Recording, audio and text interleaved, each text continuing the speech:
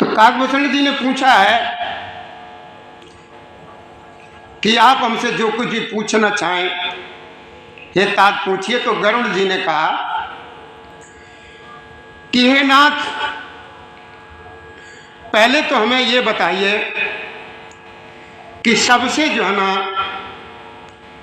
दुर्लभ शरीर कौन सा है, और फिर सबसे बड़ा दुख कौन सा है, और सबसे बड़ा सुख कौन सा है। ये विचार करके हे नाथ संक्षेप में बताने की कृपा करना। तो काकभूषण जी समझाते हैं कि भैया देखो, संत और असंत का भेद आप तो जानते ही हैं। उनके सहज स्वभाव का वर्णन कीजिए, फिर कहिए कि श्रुतियों में प्रसिद्ध सबसे महान पुण्य कौन सा है और सबसे महान भयंकर पाप कौन है। ये 7 सवाल पूछे हैं गरुड़ जी ने, और कहा कि मानस रोग कहो समझाई, तुम सर्वज्ञ कृपा अधिकाई, तात सुनौ सादर अति प्रीति, और मैं संक्षेप कहो नीति। और उसके बाद प्रभु हे काकभूषण जी, मानस रोगों को समझा करके कहिए कि आप सर्वज्ञ हैं, मुझ पर आपकी कृपा भी बहुत है।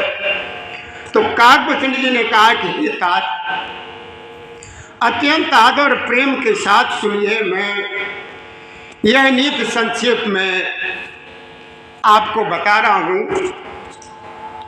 बड़े ध्यान से सुनो।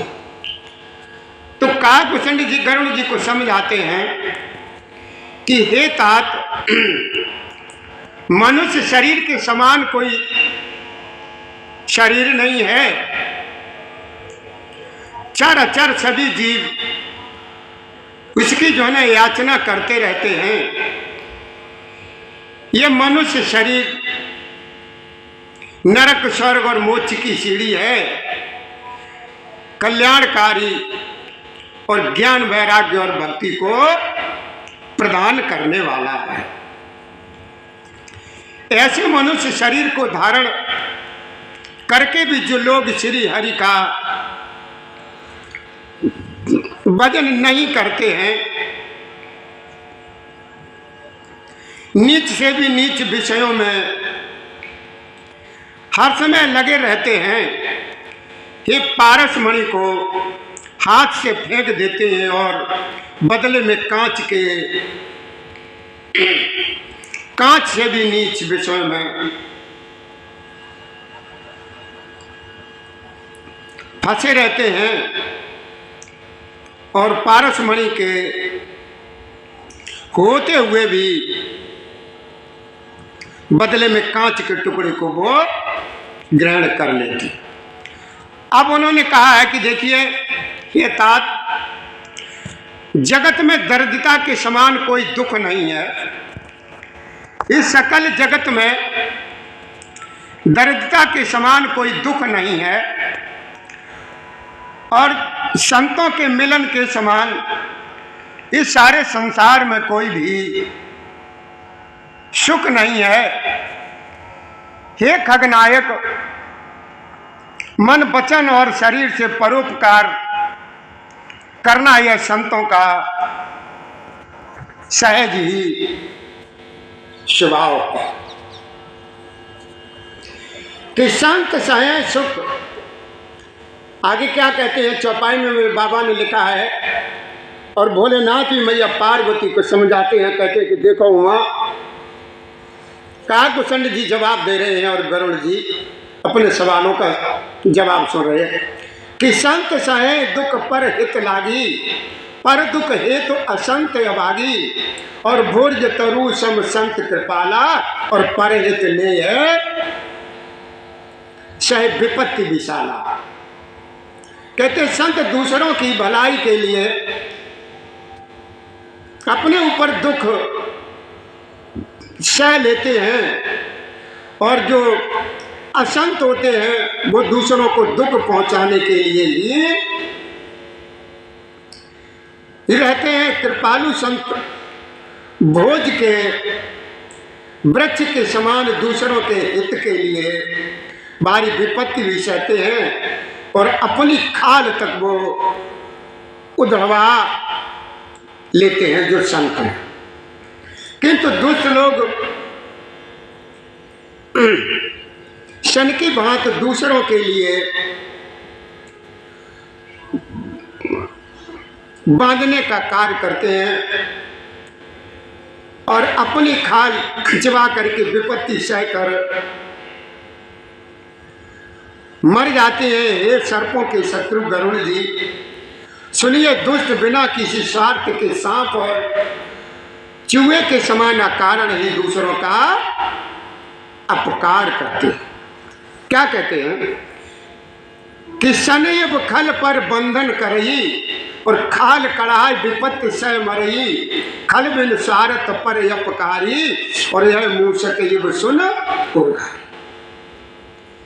हे खगनायक, देखिए, दुष्ट लोग सन की भांति दूसरों को बांधते हैं और अपनी खाल खिंचवा कर विपत्ति सहकर मर जाते हैं। सर्पों के शत्रु गरुड़ जी, सुनिए, दुष्ट बिना किसी स्वार्थ के सांप और चूहे के समान अकारण ही दूसरों का अपकार करने में बहुत आनंद लेते हैं। वे पराई संपत्ति का नाश करके स्वयं भी नष्ट हो जाते हैं, जैसे खेती का नाश करके ओले नष्ट हो जाते हैं। दुष्ट का अभिधान यानी उन्नत प्रसिद्ध अदम ग्रह केतु के उदय की भांति जगत के दुख के लिए ही होता है। काय का? केतु का, जिसे राहु और केतु कहते हैं। काय के लिए होता है? वो जगत के दुख के लिए उसका काम होता है। संत उदय संतत सुखकारी, विश्व सुखद जिम इंदु तुम्हारी, और परम धर्म सुत विदि अहिंसा, और पर निंदा सम अजना गहिंसा। कहते हैं, कागभूषण जी कहते हैं कि संतों का अभुदय सदा ही सुखकर होता है, जैसे चंद्रमा सूर्य का उदय विश्व भर के लिए सुखदायक है, और वेद में अहिंसा को परम धर्म माना है, और पर निंदा के समान भारी कोई पाप नहीं है। सबसे बड़ा पाप क्या है? पर निंदा। शंकर जी और गुरु की निंदा करने वाला मनुष्य अगले जन्म में मेढक होता है, और 1000 जन्म तक वही मेढक का शरीर धारण करता है। ब्राह्मणों की निंदा करने वाला व्यक्ति बहुत से नरक भोग करके फिर जगत में कौवे का शरीर धारण करके जन्म लेता है। आगे कहते हैं कि हे तात, हे खगनायक, जो अभिमानी जीव देवताओं और वेदों की निंदा करते हैं वे रौरव नरक में पड़ते हैं, और संतों की निंदा में लगे हुए लोग उल्लू होते हैं, जिन्हें मोह रूपी राज्य प्रिय होती है, और ज्ञान रूपी सूर्य जिनके लिए बीत गया, यानी अस्त हो गया है। आगे कहते हैं मेरे बाबा तुलसीदास जी कि सबके निंदा जे जड़ करही, और तय चमगादर होय अब तरही, सुनो तात अब मानस रोगा, और जिनते दुख पावै सब लोगा। क्या कहते हैं?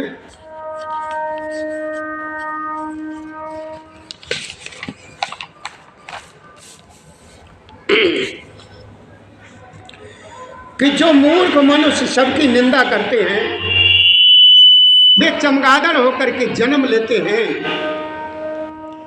हे खगनायक, अब मानस रोग सुनिए, जिनसे सब लोग हमेशा हमेशा दुख ये पाया करते हैं कि मोह सकल व्याधि कर मूला और तिनके पूर्व पुजय बहुशूला, काम बात कफ लोभ अपारा और क्रोध पित्त नित छाती जा। अब ध्यान दीजिए भैया, गरुड़ जी को काकभूषण जी समझाते हैं कि देखो भैया, हे खगनायक, कि सब रोगों की जड़ मोह यानी अज्ञान है। उन व्याधियों से फिर और बहुत से शूल उत्पन्न होते हैं। काम बात है, लोभ अपार है यानी बढ़ा हुआ कफ है, और क्रोध पित्त है जो सदा छाती जलाया करता है। ये क्या करते? प्रीत करे जो तीनों भाई। प्रीत करे कौन? काम, लोभ और कफ, ये तीन भाई हैं। कौन कौन तीन भाई हैं? काम, जिसे बात बोलते हैं, काम, लोभ और कफ। अगर ये तीनों भाई आपस में प्रीत कर लें तो दुखदायक यानी सन्निपात रोग उत्पन्न होता है, और कठिनता से प्राप्त पूर्ण होने वाले जो विषयों के मनोरथ हैं वे ही सब शूल हैं यानी कष्टदायक रोग हैं। उनके नाम कौन जानता है, अर्थात वे अपार। आगे कहा है काकभूषण जी ने कि ममता दाद है यानी खुजली है ममता, और हर्ष विषाद गले के रोगों की अधिकता है, जिसे कंठमाला या घेंगा आदि रोग कहते हैं। पराय सुख को देख करके जो जलन होती है वही क्षय यानी दुष्टता और मन की कुटिलता, वही कोढ़ है। बड़ी ध्यान से सुनने वाली हैं ये कथाएं। अहंकार यति दुखद डमरुआ, दम्भ कपट मद मान नहरुआ, तृष्णा उदर वृद्ध यति भारी और त्रिवद ईसना तरुण तिवारी। अहंकार अत्यंत दुख देने वाला गांठ का रोग है। दम्भ कपट मद और मान नसों का रोग है। तृष्णा बड़ा भारी, उदर वृद्धि यानी जलोदर रोग है। तीन प्रकार पुत्र धन और मान की प्रबल इच्छाएं, ये प्रबल ये तिजारी है, तिजारी है, तिजारी है। आगे कहा है कि मत्सर और अविवेक दो प्रकार के जो रहे, इस प्रकार अनेकों बुरे रोग हैं जिन्हें कहाँ तक कहूँ। गरुड़ जी को समझाते हैं काकभूषण जी के महा, इन्हें कहाँ तक आपको बताऊं। एक व्याध बस नर मरहे ए असाध बहु व्याध, और पीड़ संतत जीव कहूँ शोक में लहे क्षमा। एक ही रोग के बस होकर के मनुष्य मर जाते हैं। फिर ये तो बहुत से असाध्य रोग हैं, ये जीव को निरंतर कष्ट देते रहते हैं।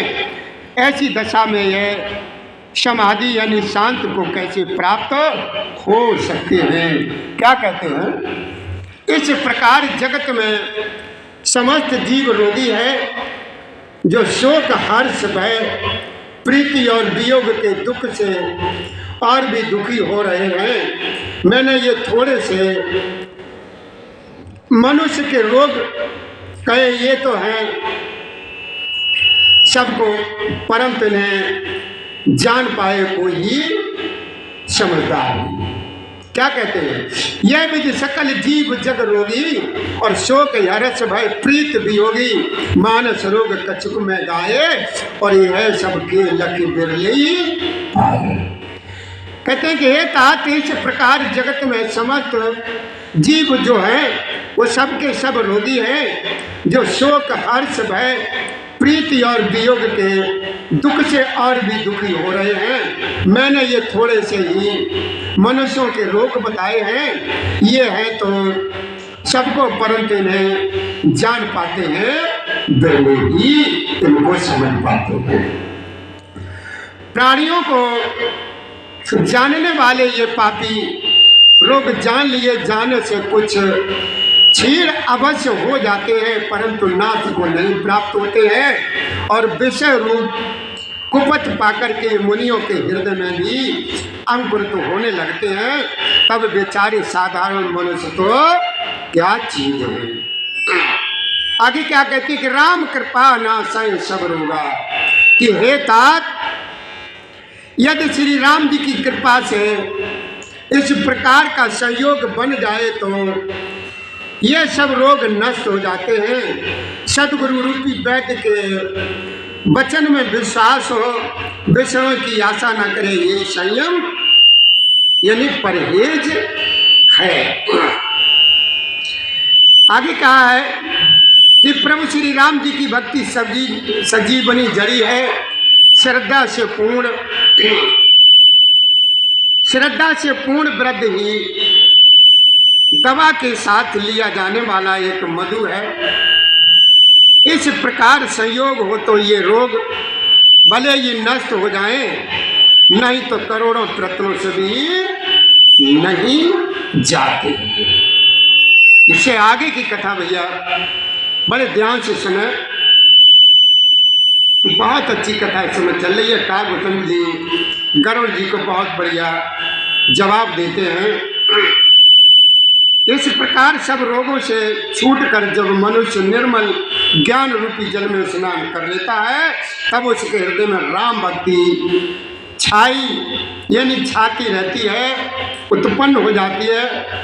बाबा भोलेनाथ, ब्रह्मा जी, सुखदेव जी, शनकादिक और नारद आदि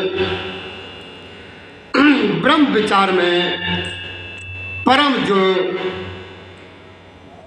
मुनि निपुण हैं वो सब यही कहते हैं। क्या कहते हैं? शिव जी, ब्रह्मा जी, सुखदेव जी, शनकादिक की और नारद आदि ब्रह्म विचार में परम निपुण जो मुनि हैं। आगे कहते हैं कि सबकर कहते हैं कि कागभूषण जी कहते हैं कि सबकर मत खगनायक करो राम पद पंकज नेवा, सत प्राण सब ग्रंथ कहाई, रघुपति भगत बिना सुख नाई। एक अगनायक उन सबका मत यही है कि प्रभु श्री राम जी के चरणों में प्रेम करना चाहिए।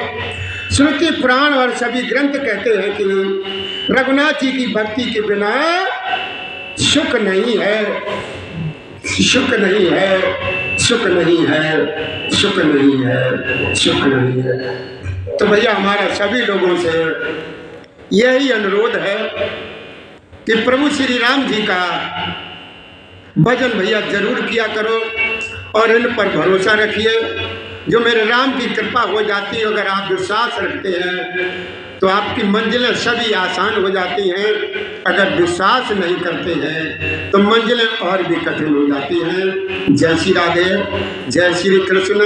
आगे की कथा आप लोग सुनेंगे। कुछ समय के बाद थोड़ा सा समय लगेगा, उसके बाद हम आगे की कथा को सुनाएंगे। या जो भी भैया इस हमारी कथा को सुने या वीडियो को देखें तो सब्सक्राइब भैया जरूर कर दें, जिससे आपको आगे के नए नए वीडियो इस नाम आश्रम से यानी नई कथाएं श्रवण करने को मिलती रहे। जय श्री राधे, जय श्री कृष्ण। श्री कृष्ण गोविंद है मुरारी, हे नाथ नारायण वासुदेवाय नमः।